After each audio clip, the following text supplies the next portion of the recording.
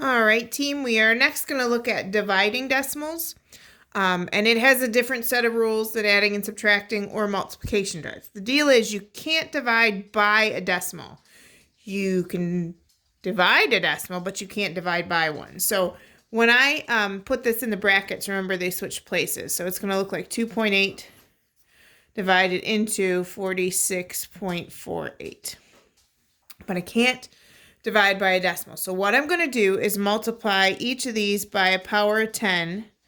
That gets this decimal out of there, so that becomes a whole number. But whatever you do this side, you have to do that side. So that's going to move 2, one place, because I multiply by 10. So now it looks like 28 divided into 464.8. And then you can just put your decimal straight up from where it was. Okay, so first I'm going to look at, can 28 go into 4? It can't. Can it go into 48 or 46? I'm sorry, yes, one time. Minus 28.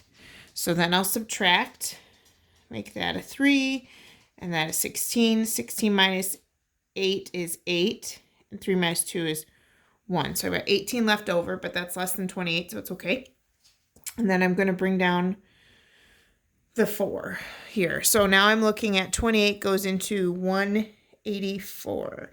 So I'm gonna think about this. If I said this is real close to 30, how many times does 3 go into 18? That'd be about 6 times. So I'll try 6, but I'm not sure. And remember, there's no shame in trying it out and seeing if you're wrong. So let's go 28 times 6. 6 times 8 is 48. And 6 times 2 is 12.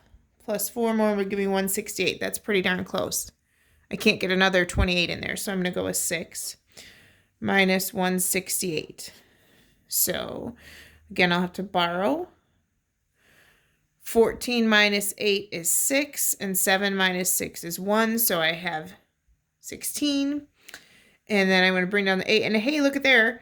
I already did this. 28 times 6 is 168. So I can do a 6. Remember, this is going on the other side of the decimal now because I'm dividing into this number here. I should have done that. So 6 times 28 was 168, and that gives me 0. So my answer is 16.6 on that first one.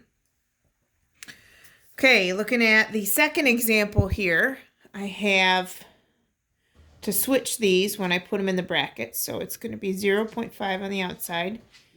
That's my divisor, and my dividend is going to be 4.12. But I can't divide by a decimal. So I'm going to multiply this by 10 so I can move that over so it's a whole number. But I have to do the same thing to this side. So now I'm looking at how many times does 5 go into 41.2. Okay, we can do that. So how many times does 5 go into 4? It doesn't. How many times does 5 go into 41? 8 times. I'll put my decimal straight up again. Minus 40 gives me 1, and then I'm going to bring down my 2. And how many times would 5 go into 12? That's twice. Minus 10 equals 2. And then I'm going to bring down a 0. Remember, I could put zeros behind the decimal, behind my last number, behind the decimal, as many as I wanted, to infinity if I needed to. So I can bring those down. And then 5 goes into 20 4 times. Minus 20 equals 0. So that is how you divide decimals. You do have a good set of notes in your notebook too if you want to take a look back at those. Please let me know if you have questions.